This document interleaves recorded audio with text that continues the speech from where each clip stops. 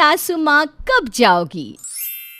रितिका की जब से शादी हुई थी तब से रितिका अकेले ही अपने पति के साथ दिल्ली जैसे शहर में रह रही थी। रितिका और उसका पति अनिरुद्ध दोनों ही साथ में काम किया करते थे। ऐसे ही एक दिन जब रितिका ऑफिस से घर आकर खाना बना रही होती है तभी अनिरुद्ध के पास उसकी माँ विमला का फोन आता है। नमस्ते माँ, कैसी हो? अपनी तबीयत का सही से ख्याल तो रख रही हो ना? वैसे माँ की तबीयत का ख्याल नहीं आता कि एक बार फ़ोन करके पूछ लो, पर जब माँ फ़ोन करती है तब माँ की तबीयत का ख्याल आ जाता है। क्यों? ऐसा कुछ नहीं है माँ, आप तो जानती हो ना, मैं और रितिका दोनों ही ऑफिस जाते हैं। टाइम ही रात को मिलता है और जब मैं रात को फ़ोन करता हूँ तब आप सो चुकी होती हो। अनिरुद्ध आधे घंटे तक अपनी माँ से बात करता है और तब तक रितिका घर के काम करती है। बात होने के बाद रितिका अनिरुद्ध से कहती है, क्या ज़रूरत थी मम्मी जी को यहाँ बुलाने की? अगर वो आ गई तो मेरा जीना हराम कर देगी। आप अपनी माँ की हरकतों को जानती हो ना। अरे कौन सा मेरे बुलाने पर माँ आ जाएगी? इतने साल हो गए, एक बार भी नहीं आई। ना ही हमें जाना पड़ता है माँ से मिलने, इसलिए ज़्यादा परेशान होने की ज़रूरत नहीं है। अनिरुद्ध ने अपनी माँ को कई बार बुलाया था पर विमला आने का नाम ही नहीं लेती। पर इस बार विमला का भी बहुत दिल करता है कि वो शहर जाकर अपने बहू बेटे के साथ कुछ दिन गुजारे। इसीलिए इस बार विमला आने का मन बना लेती है और अचानक से एक दिन स्टेशन पर पहुंचकर अनिरुद्ध को फ़ोन करती है। अनिरुद्ध बेटा, मैं स्टेशन पर हूँ दिल्ली के। तूने बुलाया था ना मुझे। देख, मैं तुझसे और बहू से मिलने के लिए आ गई। अब कुछ दिन तुम्हारे साथ ही रहूँगी, पर पहले तो तू आ जा स्टेशन पर मुझे लेना। क्या माँ, आप स्टेशन पर हो? पर माँ, आपको मुझे बताना तो चाहिए था ना कि आप आ रही हो। मैं ऑफिस में हूँ। अच्छा, आप वहीं वेट करना, कहीं मत जाना, मैं अभी आ रहा हूँ। जैसे ही अनिरुद्ध को पता चलता है कि उसकी माँ स्टेशन पर है, अनिरुद्ध अपना सारा काम छोड़कर ऑफिस की छुट्टी लेता है और अपनी माँ को लेने के लिए स्टेशन पहुँच जाता है। कुछ देर बाद अनिरुद्ध अपनी माँ को स्टेशन से घर ले जाता है। क्योंकि सिर्फ अनिरुद्ध ने ही छुट्टी ली थी, इसलिए घर पर विमला और अनिरुद्ध के अलावा कोई नहीं था। बेटा, बहू कहाँ है? तू अकेला रहता है क्या? तेरे और बहू के बीच सब ठीक तो है ना? हाँ माँ, सब ठीक है। और मैंने आपको बताया था ना, मैं और रितिका दोनों काम करते हैं। हम दोनों ही ऑफिस में थे, पर आपका फ़ोन आते ही मुझे ऑफिस से छुट्टी लेनी पड़ी। अच्छा, इसका मतलब बहू ऑफिस में है। अच्छा, बहू कब तक आएगी? बहू को बोल दे जब तक मैं यहाँ हूँ ऑफिस से छुट्टी ले ले। बस आती होगी थोड़ी देर में। वैसे रितिका को पता नहीं है कि आप आ गई हैं। अरे फिर तो अच्छी बात है। मैं बहू को सरप्राइज़ दे दूँगी। उसे मत बताना कि मैं यहाँ हूँ। वैसे बेटा, घर बहुत सुंदर है। हाँ माँ, पर किराए का है। हर महीने 20,000 किराए जाते हैं, इसीलिए तो रितिका को भी काम करना पड़ता है। क्योंकि विमला पहली बार शहर आई थी, इसलिए उसे यहाँ आकर बहुत अच्छा लग रहा था। कुछ देर विमला अपनी बहू के आने का इंतज़ार करती है। रात को जब रितिका आती है तो अपनी बहू के कपड़े देखकर उसकी आंखें फटी की फटी रह जाती है और वो अपनी बहू से कहती है, बहू ये क्या पहना है तूने? जाकर कपड़े बदल ले। और नालायक कहीं का, बहू को ऐसे कपड़ों में बाहर कैसे जाने देता है? वो माँ, आज ऑफिस में मीटिंग थी ना, इसलिए रितिका ने ये फॉर्मल कपड़े पहना है। क्यों, है ना रितिका? हाँ मम्मी जी, अनिरुद्ध जी सही बोल रहे हैं। अच्छा रितिका, जाओ जाकर साड़ी पहन लो। और माँ कुछ दिनों के लिए हमारे साथ ही रहेंगी। वो तुम्हें सरप्राइज़ देना चाहती थी, इसलिए तुम्हें कुछ बताया नहीं। जाओ जाकर कपड़े बदल लो और माँ के लिए खाना बना दो। माँ ने सुबह से कुछ नहीं खाया। हाँ बहू, बहुत दिन हो गए तेरे हाथों का कुछ नहीं खाया। अपनी सास को देखकर रितिका को बहुत गुस्सा आता है, पर वो चाहकर भी कुछ नहीं कहती। अब इसी तरह से सब खाना खाकर सोने के लिए चले जाते हैं, पर सोने से पहले विमला रितिका को आवाज़ लगाती है, रितिका बहू, अरे ओ रितिका बहू, सो गई क्या? रितिका जाओ, माँ आवाज़ दे रही, उन्हें कुछ काम है शायद तुमसे। मैं कहीं नहीं जा रही, तुम जाकर कह दो मम्मी जी से कि मैं सो गई हूँ।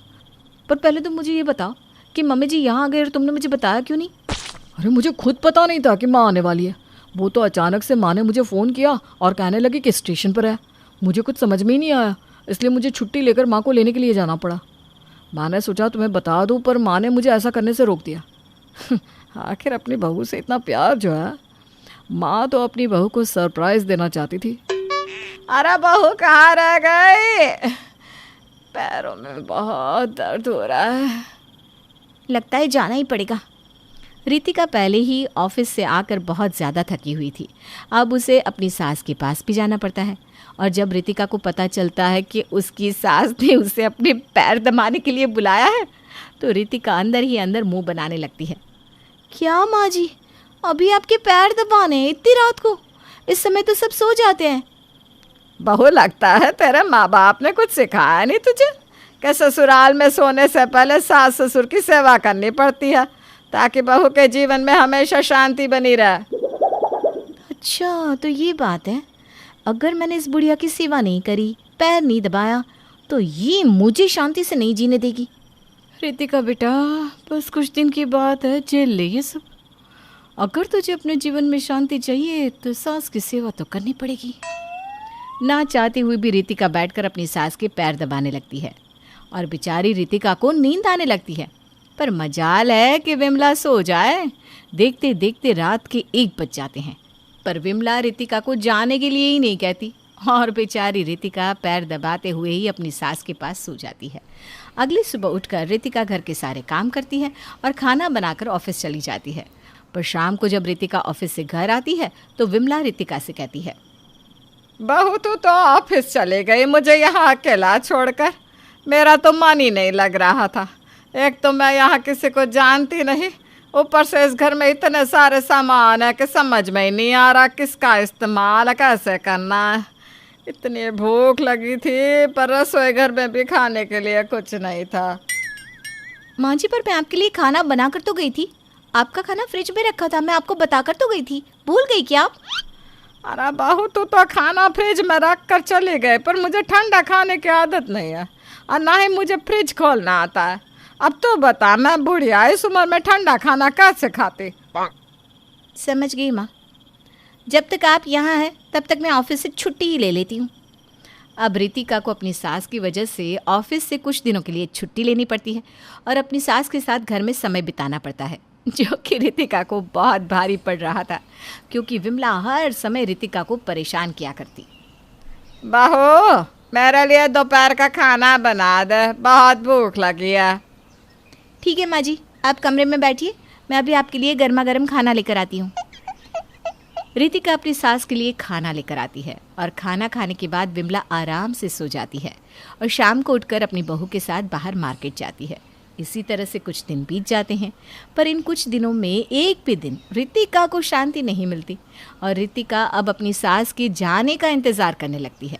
पर देखते ही देखते 1 से 2 महीने बीत जाते हैं और रितिका की सास जाने का नाम ही नहीं लेती। अनिरुद्ध, मम्मी जी कब गांव जाएंगी? उनको बोलो ना, गांव में गाय है, भैंस है, ज़मीन है, खेती है, सब कुछ छोड़कर यहाँ आ गई है। देखो, समझने की कोशिश करो, माँ पहली बार यहाँ आई है और मैं उन्हें यहाँ से जाने के लिए कैसे बोल दूँ? कुछ दिन रुकने दो ना माँ को। अनिरुद्ध अपनी माँ को जाने के लिए नहीं कह पाता और रितिका ठान लेती है कि अब वो खुद अपनी सास को जाने के लिए कहेगी। माँ जी, मैं क्या कह रही थी, आपको यहाँ आए तो 3 महीने हो चुके हैं। गांव में सब कुछ ऐसा का ऐसे ही रखा है। ससुर जी भी अकेले कितना संभालेंगे। अब आपको गांव जाना चाहिए। सही कहा बहू, मैं भी गांव जाने की सोच रही थी, पर अब मेरा दिल नहीं करता गांव जाने का। तुम्हारे साथ रहकर बहुत अच्छा लग रहा है और गांव में तेरे ससुर जी हैं ना, वो सब संभाल लेंगे। मेरा होना ना होना बराबर ही है, तो अब ना मैं 6 महीने और रुक कर जाऊँगी। ये बात सुनकर रितिका के होश उड़ जाते हैं, जिसके बाद वो अपनी नौकरी और अपने सारे सपने भूल जाती है और दिन रात अपनी सास के साथ रहकर उनकी सेवा करती है, क्योंकि उसकी सास तो गांव जाने का नाम ही नहीं लेती।